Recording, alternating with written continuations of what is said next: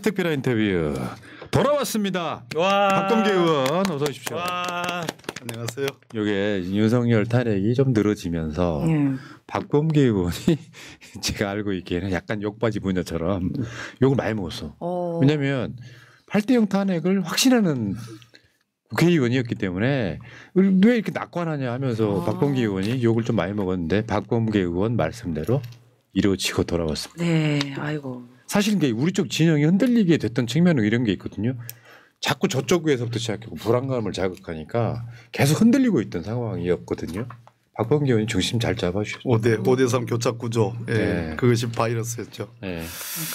너무 불안했어. 여러분 그러니까 박범계 의원한테 악플 다셨던 분들 빨리 후. 아, 그랬어요? 몰랐는데. 네.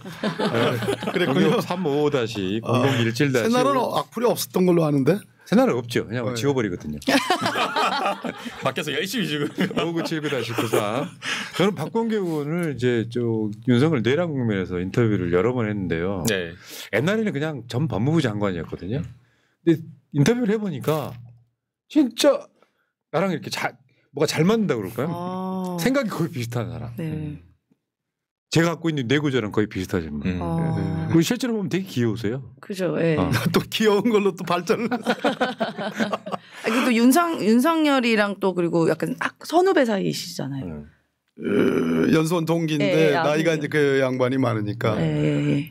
뭐 정열이 형. 자, 그 이야기 전에 이제 다 나와 뒤에. 땡겨 쓰지 마. 땡겨 쓰지 마. 땡겨 쓰지 마. 저 표정 한번 봐봐요. 여기 이제 이재명 대표 무죄 나왔을 때예요. 네. 귀여워 안 귀여워? 귀여워요. 아, 저건 진짜 나도 모르게 누가 찍었는지 모르겠는데 언론이 많이 찍었더라. 아, 근데 이게 지금 저 지지자들한테 하는 이야기. 저 시점이 1항 2항이 있으면 1항 무죄의 최종적인 결론 나기 직전이니까 꽤 빨리 제가 2항까지 전부 올 무죄, 통무죄를 예측하고 저기 이제 의원님들이 한 40-50명 있었는데 저를 많이 바라봤죠.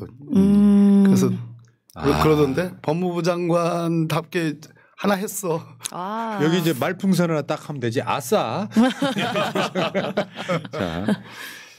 자.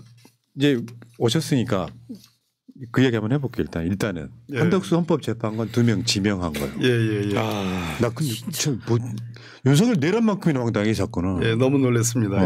예. 저게 이제 굉장히 우리가 사자성어로 쓰면 신모원력 굉장히 깊이 생각해서 멀리까지 본 수다. 첫째는 한덕수 본인의 저거는 행정을 대행하라고 그랬더니만 정치를 하는 거잖아요. 그래서 정치적인 수다. 그러니까 본인 자신이 뭐 대선 출마 그 얘기를 하니까 뭐 화를 벌떡 냈다고 뭐는 또 그 신문에서 뭐 잘 보지 않는 신문이지만 그렇게 얘기했지만 그런 일종의 정치를 한 것이고 두 번째는 뭐 다 분석을 그렇게 하고 있습니다만 헌법재판소에 이번 8대0 구조에서 기본적으로 확실한 진보라고 하는 문영배 재판관과 이미선 재판관이 나가게 되면서 그 자리를 보수적인 재판관으로 꽉 알박기를 딱 하면서 향후에 이재명 대표가 대선에 나가서 대통령이 될 가능성이 매우 높은 그 이후의 과정까지도 염두에 둔 그런 수다. 그래서 굉장히 악랄하죠. 악의적인 법조 용어로 해야 되겠죠. 네. 악랄이라고 하지 말고 악의적인. 그 법조 용어는 악의적인가요? 그러니까 이런 것 같아요. 윤석열이 그러니까 탄핵되기 이전에 지명했다면 그나마 명분이지. 파면된 후에 윤석열의 몫에 헌법재판관 지명을 한덕수가 한다고? 심지어 40여 임명 안 하던 한덕수가? 그렇죠. 끼워 맞추기. 이거는 국민 누가 봐도 이거는 진짜 가장 악랄한 거지 진짜. 그러니까. 소위 말하면 괴랄스럽다라고도 하죠. 그러면 민주당에서 괴랄하다. 괴랄하다. 그럼 민주당에서 지금 할 수 있는 게 뭐예요? 실효적인 거. 일단 내일 당장 방금 전에 이제 정청래 위원장과 이제 상의해서 확정을 줬는데 지금 일소위 제가 위원장으로 있는 법사 일소위를 통과한 그 헌법재판소법 개정안이 있습니다. 그게 3가지인데 그 중에 하나가 대통령 몫의 헌법재판관을 대행이 임명하지 못하는 조항이 있어요. 그건 내일 통과시키려고 법사위 전체회의에서. 그래서 그게 하나 있고 나머지 둘은 뭐 이제 임기 연장 법안이고 7일 내에 임명하지 않으면 국회에서 뽑은 재판관을 7일 내에 임명하지 않으면 간주, 임명된 것으로 간주하는 세 가지 조항이 있는데 그중에 대표적인 게 지금 대통령묘식에 이제 일종의 연성 쿠데타를 한 거 아니겠어요? 권한도 없는 사람이 또 의지를 관철해낼 만한 그러한 뭐 단단함도 없는 사람이 마지막 도발을 한 건데 거기에 대해서 지금 현안 질의와 함께 법안도 통과시켜야 되겠어요. 근데 이제 이게 법안이 통과가 된다고 하더라도 네네. 100% 실효적이지 못한 게요. 네. 거부권도 법안이 통과가 되고 효력을 발휘하려면 공포되는 데까지 한 20일 정도 이상 소요가 되는 거잖아요. 15일? 15일 이상. 공포기간. 거의 20일 공포기간까지 포함 20일 이상이 될 텐데 그리고 그 사이에 임명될 수도 있는 거고 또 한덕수 권한대행이 거부권을 행사하면 이 법안에 또 효력이 없는 거예요. 그러니까 사실 이게 100% 막지 못하기 때문에 물론입니다. 결국에는 이 한덕수를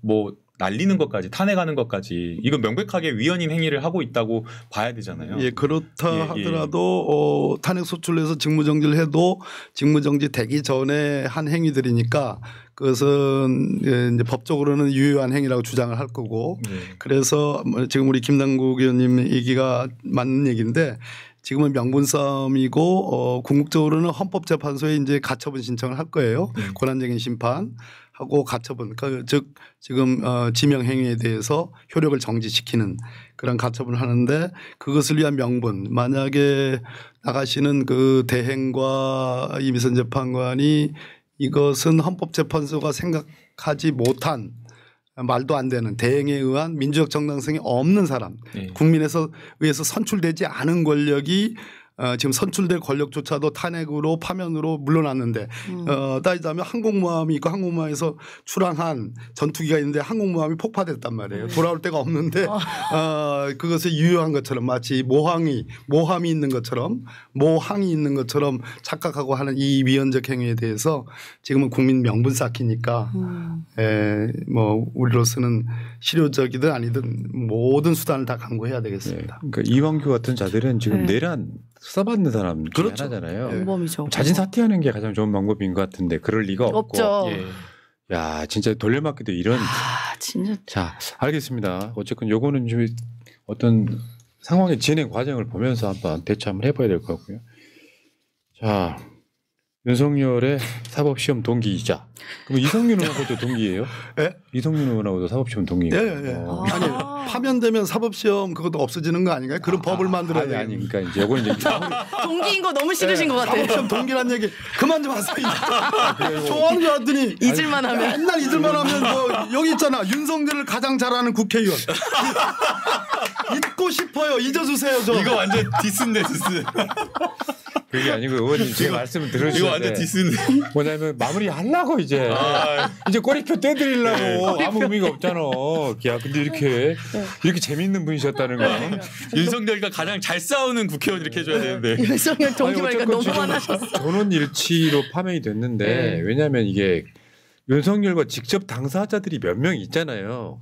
손가락 안에 꼽아 추미애 법무부 장관, 박범계 법무부 장관, 다음에 이성윤 전 중앙지검장, 박은정 검사 뭐 이렇게 이 양반들이 입장은 굉장히 중요해 우리들 입장에서. 그렇죠. 진짜 다 대척점에 있는 사람들이잖아요. 사실은 어떻게 보면 윤석열이 내란 성공했다면 일단 수거 대상인 사람들이에요. 이제 그게 박범계 의원이 또 이번에 내란 국면에서 활약을 많이 하셨잖아요. 왜냐면 내가 윤석열을 아니까. 그 이야기인데 일단 한번 보세요. 쫙 국회 소추위원들 아까 이영우 의원님 이게 계신 마지막 것 같은데? 입장이거든요. 야 박범계 의원 귀여우시죠? 나 저게 정말 뭔가 우리가 느끼는 카타르시스. 내가 저 자리에 선 것 같은 느낌. 진짜 저런 영화 포스터도 있었던 것 같은데요. 비열한 거리 어벤져스네요. 뭐 이런 거. 어벤져스. 뭐 느와르 영화? 예. 조폭이요? 아니요. 멋있게 그 악당 때려잡으러 가는 뭐 그런 느낌. 어벤져스. 어벤져스. 저런 거고 어쨌건 저런 상황이고요. 그러니까 그때 당시에 현장에 계셨을 거 아니에요. 예, 물론입니다. 그때 막 들었던 생각 지금 안 까먹고 선거 당시? 선거 당시. 그러니까 선거에 11시 20분까지 가는 과정이 있었잖아요. 22분. 언제부터 어떤 느낌이 들기 시작해서 그 과정을 한번 제가 그날 아침 방송에서도 이제 말씀드렸는데 뭘 보면 알 수 있냐면은 결국은 그 절차 위반 절차 위반이 인정되면 각하가 되는 거거든요. 네. 그래 각하설이 한때 또 풍미했잖아요. 적들에 의해서 적들 네. 좀 이상하네. 그들에 의해서 적 맞습니다. 그들에 의해서 풍미가 됐었는데 각하설에 해당하는 절차 위반 부분이 예를 들어서 뭐 저 내란치 철회라든지 뭐 이런 거 하나 둘 셋 그 부분만 통과되면 이건 100% 파면이다. 그래서 근데 그런 순서대로 아마 선고할 거다 했는데 아니나 다를까 절차 위반에 대해서 본다. 근데 그걸 짤막하게 이렇게 문영배 대행이 읽어가는 걸 순간을 보면서 본안은 뭐 이거는 뭐 따져볼 거지도 없다. 그래서 이건 뭐 중간에 이제 옆에 최기상 간사가 옆에 있었는데 둘이 손잡고 너무 시원하지 않아? 이렇게 시원할 것을 왜 그동안 못했지? 뭐 이러고 있는데 딱 보니까 문영배 재판장이 시간을 딱 11시 22분에 맞춰서 이제 하려고 하는 것 같아요. 11시 22분에 정확하게 피청구인 대통령 윤석열을 파면한다. 그때 전율 느끼시지 않으셨어요? 전율을 느꼈죠. 저는 근데 두 번째라. 박근혜 때. 탄핵. 박근혜 때도 그 자리. 박근혜 때도 그 자리에 앉아가지고 봤거든요. 탄핵 전문가네요. 탄핵 전문가. 두 번째. 두 번을 경험하는 거는 경력직. 탄핵 경력직. 탄핵 경력직. 근데 그다음 표 한번 다시 한번 보여줘봐요. 저건 뭐냐면 박범계 의원이 전원일치라고 결론 내렸던 저는 그거라고 생각해요. 저 5가지 사안 중에 하나라도 파면, 그러니까 위헌이면 저 사람들이 다 X표를 쳤더라도 하나라도 위헌이면 윤석열은 파면이라는 그 논리에 박범계 의원은 한 번도 흔들리지 않았다고 보는 거거든요. 소수 의견이나 보충 의견도 없었고요. 40대 전원 일치. 진짜. 근데 이제 그래서 더 궁금한 게 오신다 그래서 꼭 그게 여쭤보고 싶은 거예요. 결정문 읽어 내려가는데 소수 의견 보충에 별게 하나도 없었어요. 다 똑같아요. 40대 빵이에요. 근데 왜 이렇게 오래 걸렸나? 그래서 이게 의문이더라고요. 나중에 정신 차리고 보니까 그때는 잘 안 들렸어요. 좋은 것만 들렸거든요. 그래가지고 뭐 최기상 의원하고 뭐 뒤에 이성윤 의원하고 서로 포옹하고 그다음에 나가실 때 저 8분의 재판관 문영배 소장부터 나갈 때 그 저 김영대 재판관 등을 이렇게 쓰다듬는 그 이유가 뭘까도 했고 제가 고맙습니다 했거든요. 그것도 있는데. 나중에 정신 차리고 주말에 이렇게 집에 가서 천천히 그 결정문을 보니까 저 안에 암수가 좀 있었어요. 그러니까 결국은 이 타협의 산물이잖아요. 8분의 헌법재판관들이 주문 피청구인 대통령 윤석열을 파면한다. 주문에 대해서는 이견이 없었고 처음부터 끝까지 재판 진행하면서 종결 이후에도 잠시 석방되니까 조금 흔들렸나? 뭐 아무튼 시기. 선고 시기를 정한 데서는 다소 흔들렸을 모르지만 그 이유를 가만히 보니까 윤석열이 이 막중한 책임감 즉 국정이 마비되고 뭐 어쩌고 저쩌고 하는 그러한 야당의 행위로 인해서 무슨 그런 고민을 했을 법하다라는 그 판단 부분이 있어요. 그러면 진보적인 재판관들이 아니 세상에 그게 말이 됩니까? 야당이 전에 이제 뭐 예전에 헌법재판소에 결정한 것 중에 그건 다 권한 내에서 미리 헌법 침해적 행위를 예방하는 차원에서 탄핵 소추했다고 우리가 8명이 다 일치해서 얘기를 했는데 그거를 쓰면 윤석열한테 계엄 잘했다고 하는 내용 아닙니까? 그렇게 항의했을 것 같아요. 그러니까 약간의 좀 이견이 있는 재판관들이 그거 안 쓰면 우리 선고 못해 뭐 이렇게 했을 가능성. 그래서 그 내용이 들어갔다. 그래서 그 내용을 사실 인정으로 확인해주지 않고 윤석열의 인식이 그러했다라고 전제로 깔더라고요. 근데 이제 사실 인정해요. 사실 인정인데 다만 그것을 우리가 서운하게 생각한 건 아니고 결국은 결론을 8대0으로 낸 것은 우리 헌법 시스템, 헌법재판소라는 헌법 수호기관의 헌법 시스템이 국민의 그 어떤 그 광장에서의 저항권의 행사와 같이 호흡하고 있었다라는 증거로서 매우 민주공화국 대한민국의 희망을 보여준 장면이라고 생각합니다. 그러니까 결론은 40대 망이지만 결국에는 한 번도 헌법재판소는 파면 이상의 것을 생각한 적은 없다고 보면 맞을 것 같고 아마 정치적 고려는 분명히 있었을 것 같아요. 이재명 대표 무죄 보고 뭐 등을 보면서 타이밍을 맞추려고 했다 이런 거고 그날 그 주 월요일 날 법사위에 불려온 헌법재판소 사무처장이 엄청 쪼이다가 평상시랑 다르게 3일 전에 야 금요일 날 해요 신청해요 이렇게 아니 아침에 분할령 엄청 쪼인 게 아니고 많이 쪼이다가 제가 그 장면 한번 나중에 한번 좀 찾아서 한번 보십시오. 제가 얼마나 부드럽게 김정원 사무처장한테 부드럽게 지금 재판관님들 이거 다 보시죠? 그러니까 아마 볼 겁니다. 실제 나중에 봤다라는 보도가 있더라고요. 굉장히 부드럽게 제가 정영식 주심 재판관의 역할에 대해서 역할과 책임에 대해서 강조한 대목이 나옵니다. 아주 부드럽게. 부드럽게. 사실은 강원 전략을 우리가 거기서 이제 부드러운 역할 하신 거예요. 부드러운 역할 했죠. 그 전에 이재명 대표께서 여기 앉으셨죠? 네. 여기 앉으셨어요. 이재명 대표께서 2차례에 걸쳐서 매우 헌법재판관들의 노고와 고충과 인품과 심지어 역량에 대해서 이 4가지 단어로 표현되는 두 차례의 메시지를 그날 일요일 날 저는 그 메시지 보고 탄핵 되는가 보다라고 느꼈어. 빙고. 그때 방송으로 이야기했어요. 저거 보니까 어느 정도 정보로는 파면이 확신하고 나다고 느끼신 것 같더라. 그 이야기 방송을 근데 또 한편으로는 너무 이 기간이 길다 보니까 위험하고 위태로운 순간도 많았던 것 같아요. 맞아요. 그래서 맞아요.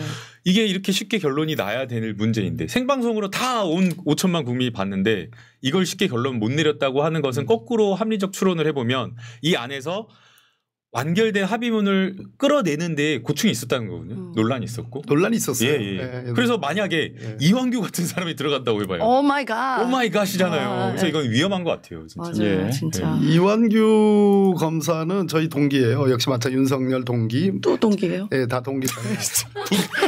죄송합니다. 제가 바로 안 했습니다. 좋은 사람도 많아요. 죄송합니다. 23기. 좋은 사람도 많아요. 뭐 박범계 그렇죠. 있는데 23기에 특히 이 별로인 사람들이 많이 있습니다.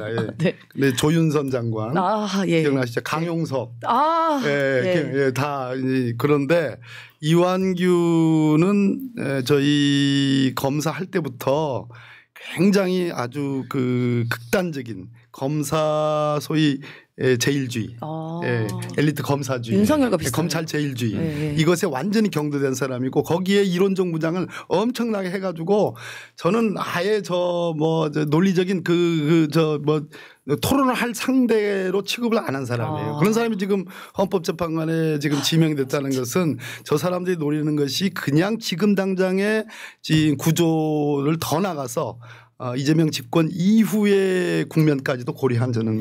근데 지금 오늘 채널 텔레그램 정보방에도 올린 이야기인데 이완규가 임명됐던 게 2022년 5월이에요.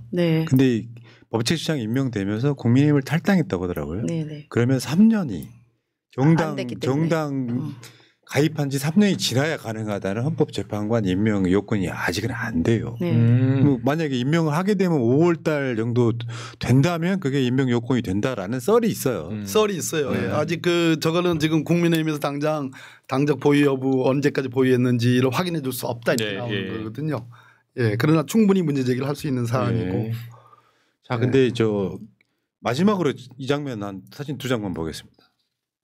지금 윤석열 이게 아까 노무현 대통령 대화를 보여드렸던 거랑 똑같은 맥락이에요. 검찰총장이 법무부 장관한테 와서 왜 내 인사권 사실상 인사재청권을 안 받아주느냐 하고 그다음 사진 이제 그 유명한 박범계 의원의 증언에 의하면 단추 풀고 쩍벌한 거예요. 진짜 왜 저렇게 앉아? 기자가 저거 오니까 원래는 저렇게 안 있다가 기자들 들어오니까 저렇게 다리 쩍벌하고 단추 풀더라. 기자가 아니고 보좌관이 제 비서관. 비서관이 와서 일부러 그러는 거예요? 쩍벌 아니었고요. 이렇게 단추 채우고 단정하게 앉아 있었어요. 그런데 딱 저 사진 하나 남겨놓읍시다 해가지고 제 비서관 들어오라고 그래요. 저게 서울 고검 8층인가 15층인가 13층인가 그런데 딱 그러는 순간 단추 풀고 딱 쩍벌이 되더라고요. 근데 진짜 저거는 진짜 너무 거만한 건방진. 일부러 자기가 센 척하려고 저렇게 맞습니다. 하는 거죠. 정확한 얘기입니다. 근데 그 상황은 아직도 생생하실 거 아니에요. 생생하죠. 저 앞에 있는 테이블 위에 있는 저 노란 대봉투 저게 서울중앙지검장으로 누구를 해달라라고 그 딱 한 장짜리 그 사람의 경력과 추천 그것이 지금 들어있는 내용입니다. 그러니까 노무현 대통령 검사와의 대화랑 같은 거잖아. 검찰들이 어떤 이런 거 인정해줘라고 지금 한 건데 사실 저 장면은 이런 거예요. 나는 장관이고 너는 총장이야 뭐 이 그림도 되는 거거든요. 네. 그 상황에서 계속해서 이야기하신 것처럼 윤석열은 약간 조폭 검사에 가깝다. 근데 결국에는 이 장면이 수년이 지나서 왼쪽에 있는 자는 파면되고 네. 그냥 끝나버리는 네. 어떤 헌무계획 같은 느낌. 인생은 현실이죠. 근데 네. 당사자였던 본인은 네. 그러니까 이게 이런 거예요. 네. 아까 좀 전에 이용우 호수였던 달그림자. 네. 이용우 의원 같은 사람은 윤석열과 별 관계가 없잖아요. 네. 그래도 탄핵 소추단이었어. 네. 근데 지금 박범계 의원 같은 분들은 감회가 다를 수밖에 없다는 거예요. 그렇죠. 저런 걸 마주했는데 사실 윤석열의 인성으로 보면 저기다 바로 안 올린 게 어딥니까? 진짜 그러고도 나물 인간이잖아요. 옛날에 기찻길에다 밭 올렸잖아요. 제가 말씀드리는 건 이중적이다는 얘기예요. 낮과 밤이 다르다. 술 먹을 때와 술 안 먹을 때가 다르다. 취했을 때와 안 취했을 때가 다르다. 그런 목격담이 실제로 저도 뭐 목격한 것이 있고 낮과 밤이 다르다는 얘기는 일종의 올빼미 같은 그러한 성향이 있는 거고요. 그랬을 때 호수위에 뜬 달그림자를 잡으려고 하는 격이다라는 것이 내란의 실체가 없다라는 걸 주장하는 것도 있지만 본인 스스로 파면될 줄 알고 있는 거고 그런 어떤 자화상 이중적 자화상을 본인 스스로 내뱉은 거 아닐까 하는 그런 생각도 듭니다. 자, 그런데 이제 문제는 그 당시도 화두가 검찰개혁이었고요. 윤석열이 그리고 나서 이제 사실은 검찰 뭐 수사권 어쩌고저쩌고 하면서 나중에 이제 정권이 바뀌면서 등짜 하나 가지고 수사권을 복원하는 과정까지 거쳐요.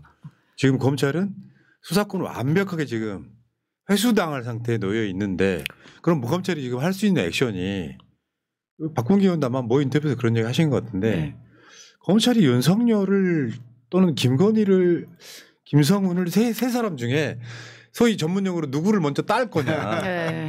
어떻게 예상하세요? 네, 김건희 제가 물어봤는데 답은 안 했고 근데 이미 김건희 소환 조사했다는 얘기는 흘렸고요. 흘렸고 조만간 나올 것이 출금 그리고 압수수색 등등이 있는데 상황에 대한 이 한덕수 지금 변고가 지금 있는 거예요.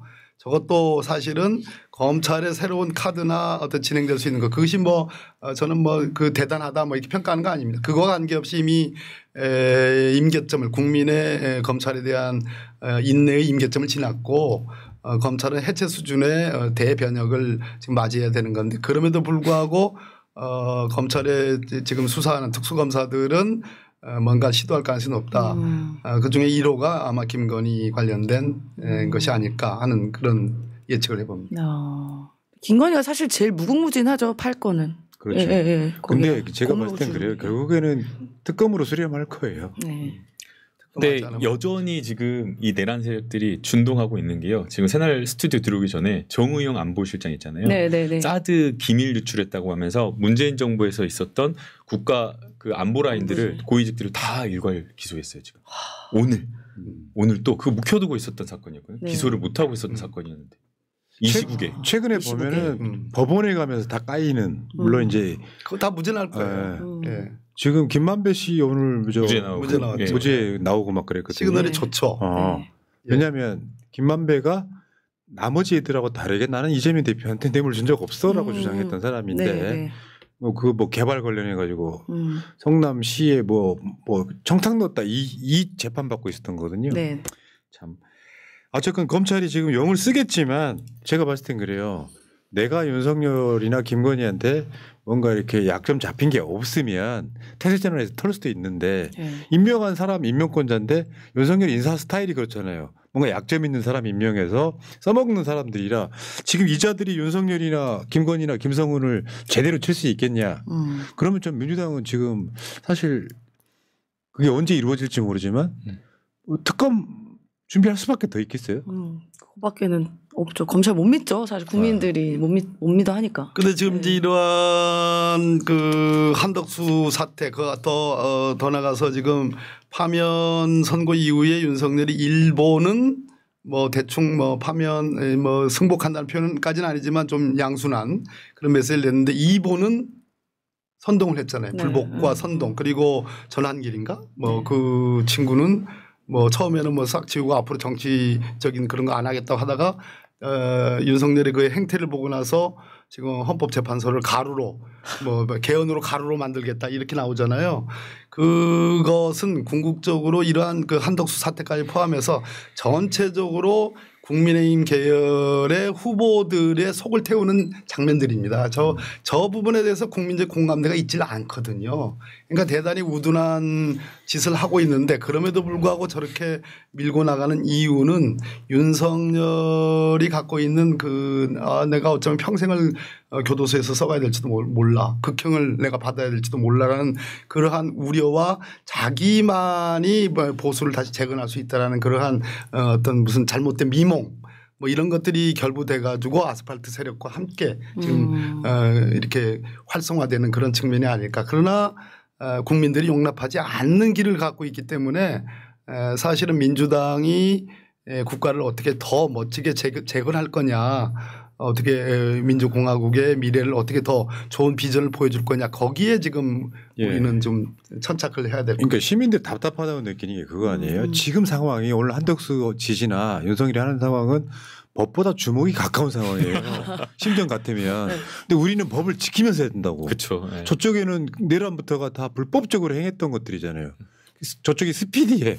이쪽은 지금 법을 지키려고 하니까 느린 거예요. 속이 터져버리는 거예요. 이게.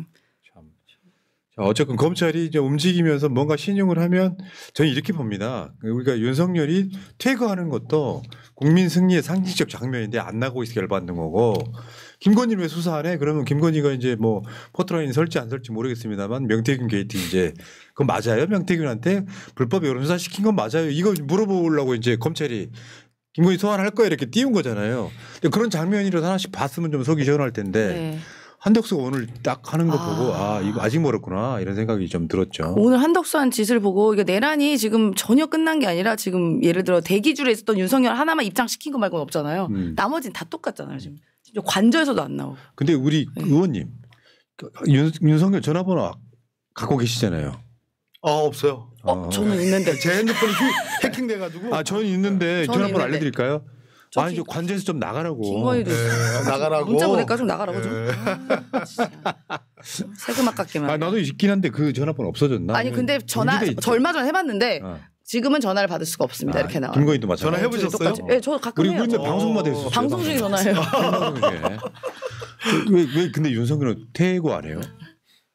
지금 일단은 두렵겠죠. 얼마나 두렵겠습니까? 그리고 안에서 사실은 엄한 짓을 할 가능성도 있죠. 나중에 결국은 퇴거 이후에 사실은 압수수색을 제대로 해야 될 필요성이 있는 것이 뭔가 하나 손을 댄 게 있느냐 이 부분을 철저하게 따져봐야 되고 특히 김성훈이 차장이 영장이 그렇게 4번씩이나 기각이 되면서 지금 뭐 일종의 생명줄을 지금 유지하고 있는 건데 관련해서 뭔가 증거인멸적인 행위를 한 거 없는가 하는 그 부분은 확인을 해야 될 부분이라고 봅니다.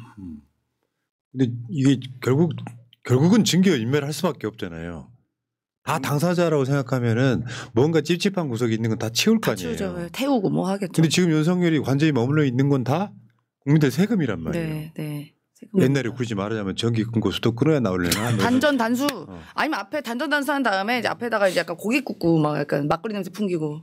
근데 윤석열이 지금 그 대국민 메시지 지금 몇 번 내했잖아요. 네. 그분들한테. 네. 저게 저는 법정에서 구속 사유가 될 수 있다고 보거든요. 전 선동이고 불복이고 아까 한 말씀 더 하자면 그 대통령 소위 지정기록물이라는 게 있는데요. 이 탄핵으로 소추가 돼서 직무가 정지되고 파면을 받은 경우에 대통령 기록물 관리와 특히 대통령 지정 기록물을 대통령 기록관으로 옮기는 이 과정에서 MB 같은 경우에는 그 지정 기록물이 0이었거든요.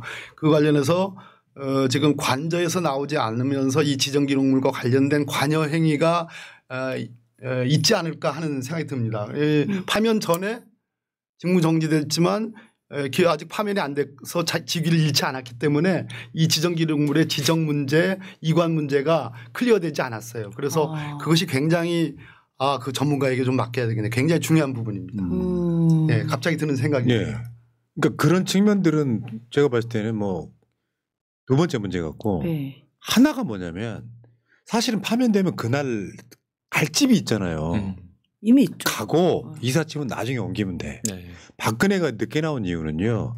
겨울이었는데 동파돼서 난방이 좀 당장 들어갈 수가 없어서 국민들이 이틀 참아준 거거든요. 네. 윤석열은 지금 가면 돼요. 몸만 가면 돼. 아크로비스타에 다 살림들이 있을 거란 말이에요. 이미 그리고 거기 경호 시설도 있어요. 그동안 다녔기 때문에 6개월 동안. 그리고 진짜 찌질한 거네. 난 탄핵 당했어. 파면 당했어. 그러면 당당하게 국민 속으로 가겠다가 아니라 아직도 관저에 숨어서 그 산성에서 자기를 보호하고 있는.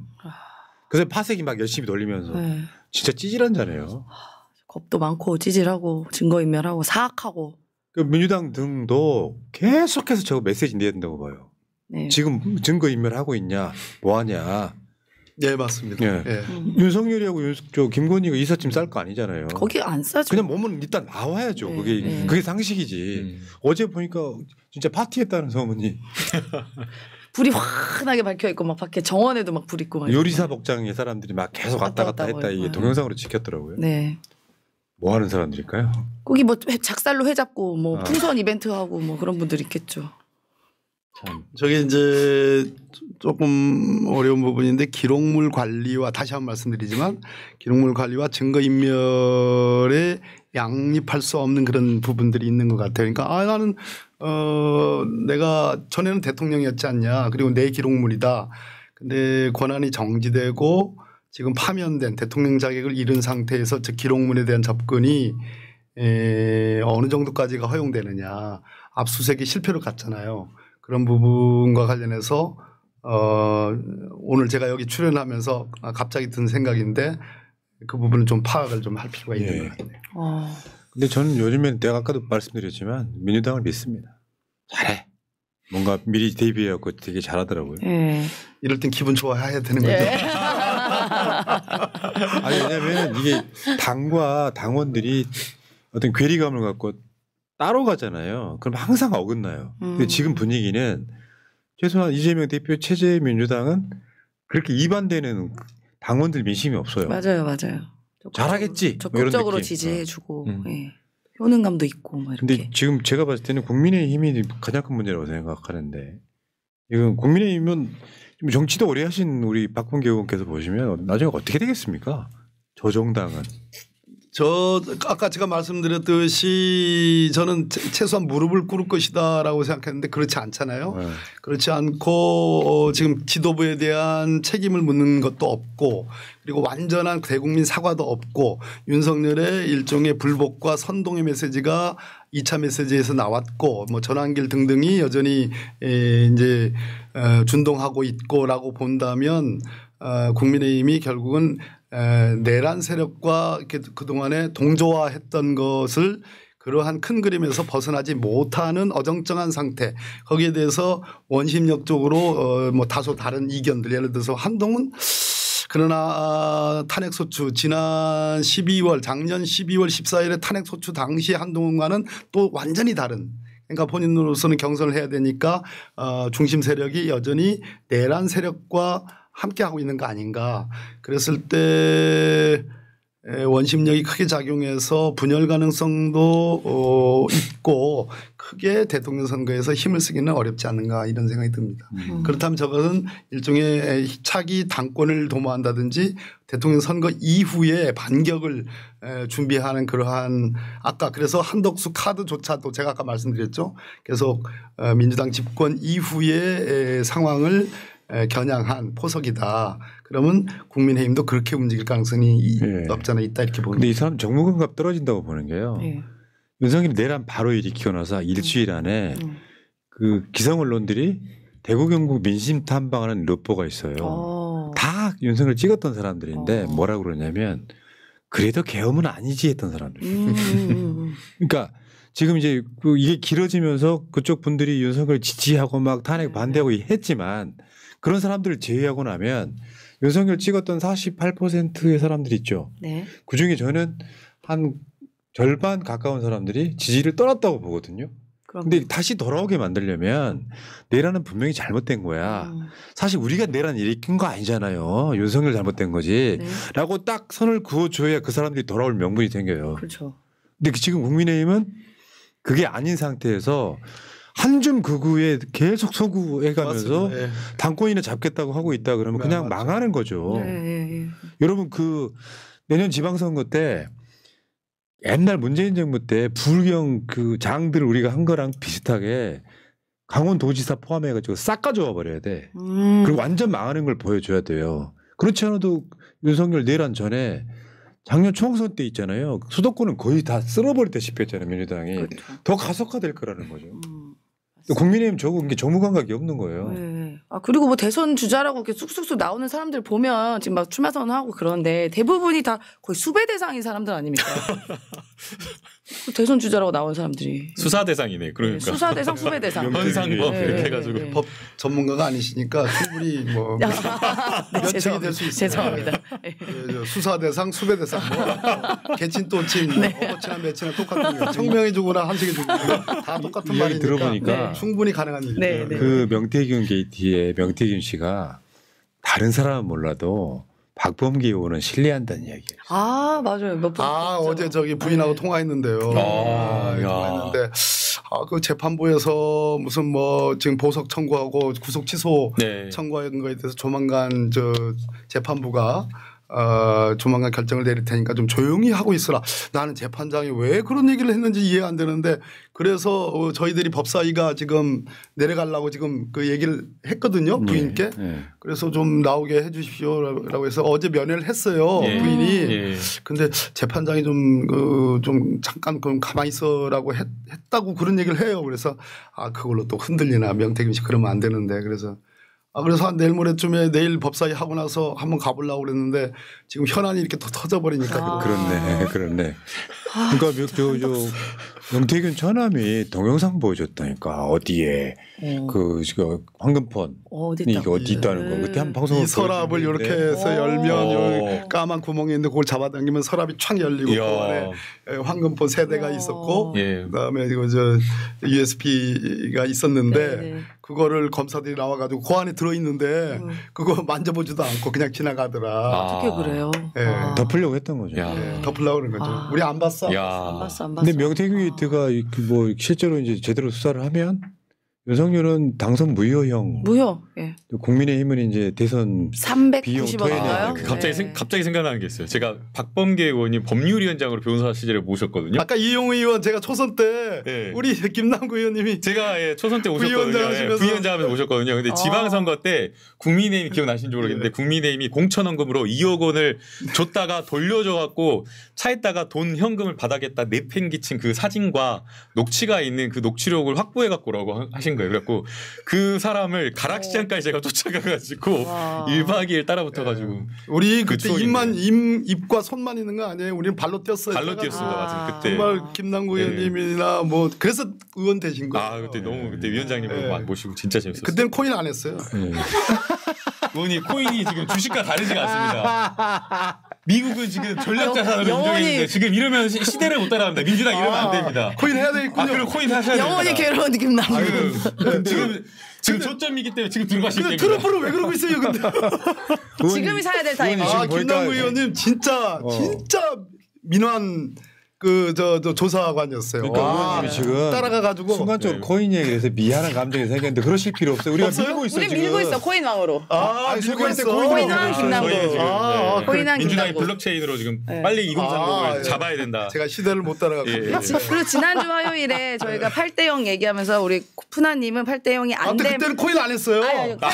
지난주 화요일 날. 그때도 하고 있었습니다. 했었어요? 계속 하는 중이야. 계속 하는 중. 2016년부터 했는데. 계속 하는 중. 검증을 잘했어야 되는데.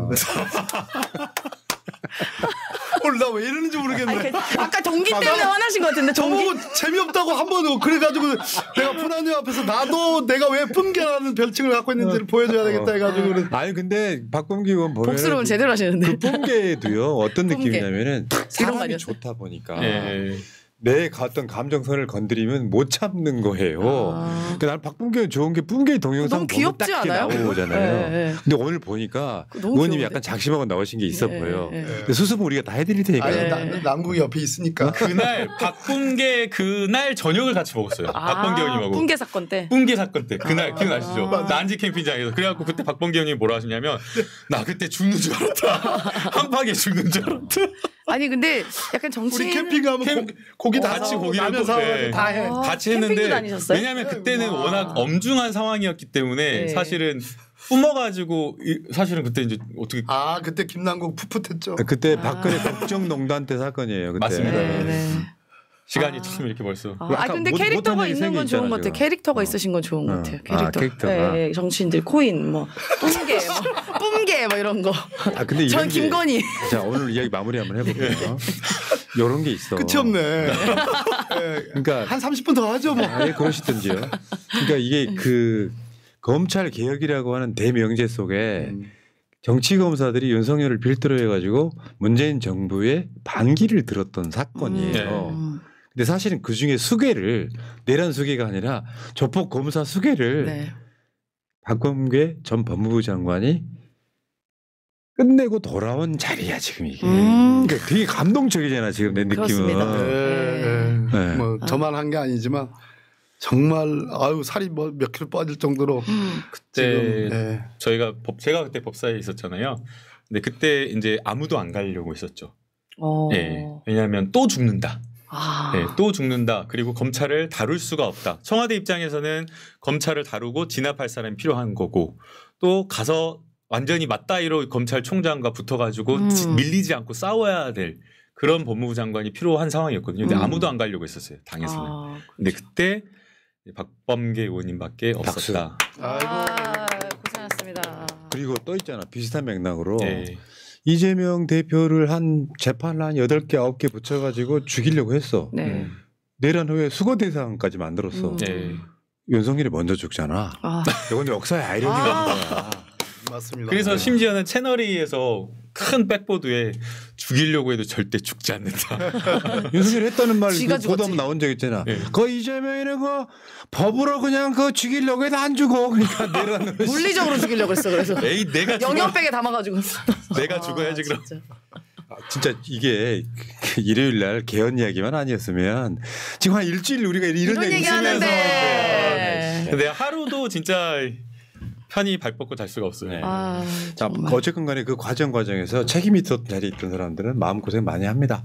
제가 박범계 의원님을 8대0 계속 유지하는데 왜 그렇게 나이브 하냐고. 아니라냐. 그런 댓글 안 보셨다면서요. 다 보셨네. 살짝 이렇게 보긴 보았죠. 봤는데 새날은 악플 없지 않으세요? 저는 근데 확신이 있었어요. 확신이 있었고 헌법재판관들 이제 보수적인 재판관들 공격하는 것이 결코 도움이 되지 않는다. 끝까지 믿어줘야지 그 사람들이 버린 자식이 되지 않아야지 8대0 전선에서 이탈하지 않는다. 결과적으로는 근데 그때 한 사나흘 동안 정말 힘들었습니다. 이것도 재미난 얘기 하면요. 의원님들이 문자를 안 본다고 하고 상처 안 받는다고 하고 나 걱정하지 않는다. 내공이 있다 이렇게 말씀하시잖아요. 전화하셔가지고 야 나 상처 많이 받았어. 좀 문자 좀 덜 좀 보내라고 이야기 좀 해주라. 그런 중진 의원님이 계십니다. 박범계 의원님 말고요. 댓글은 모르겠는데 문자 공격은 안 받았어. 오히려 왜 파란 이 하트로 보내는 그분들 힘내세요. 그분들이 그분들이 오히려 힘내세요. 민주당 의원들 믿습니다. 그러니까 박범계 의원이 저를 만주 변호사라 그래요. 그러니까 나는 윤석열 탄핵 국면에서 얼굴이 변호사 얼굴이잖아요. 윤석열 탄핵 국면에서 한 번도 8대0 파면을 내가 틀어본 적이 없어요.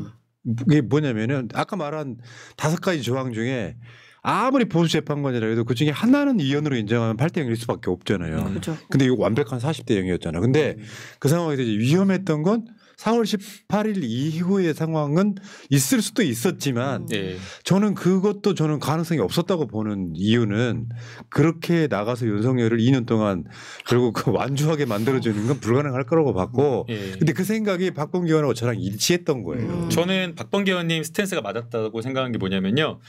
당의 국회의원인 의원님들께서 나와가지고 방송에 나와서 국민들과 당원들을 불안하게 하는 메시지를 하면 안 된다고 보거든요. 안심시키고 더 든든하게 안정을 시키고 대신 내부에서는 최악의 상황까지 고려해서 보수적으로 전략 여러 가지 전략을 2중 3중으로 짜서 그렇게 하는 게 맞다고 보거든요. 실제 제가 취재했을 때는 의총에서나 이런 것들은 비상 대응책까지 다 마련이 그건 잘한 거고. 빨리 돌아오세요. 그렇게 했고. 지금 국회의원 배지가 아니고 이거 변호사 배지입니다. 오해하실까봐. 비슷하게 생겼네. 자칫 쳤구나. 오해할 뻔했어. 아닙니다. 자 의원님, 자 의원님 진짜 고생 많으셨고 주말에 좀 쉬셨습니까? 아니면은 또 아니요 주말에 모셨습니다. 그 결정문 분석하고 또 새날 나온다고 하는데 또 뭐 또 이번엔 좀 어떻게 재미없다 그러는데 좀 재밌게 해드려야 되는데 이런 생각 들고 아니 재미는 우리가 담당하니까요. 근데 나오세요 부담 갖지 마시고. 자 나오신다고 원래는 저희가 안 나오는데 앉아 있어야 된다. 얼마나 장관이 모신다고. 얼마나 편한지 진짜 양쪽에 둘이 이렇게 제가 여기 남국 의원님 여기 있는 여기 앉잖아요. 이렇게 마주 보잖아요.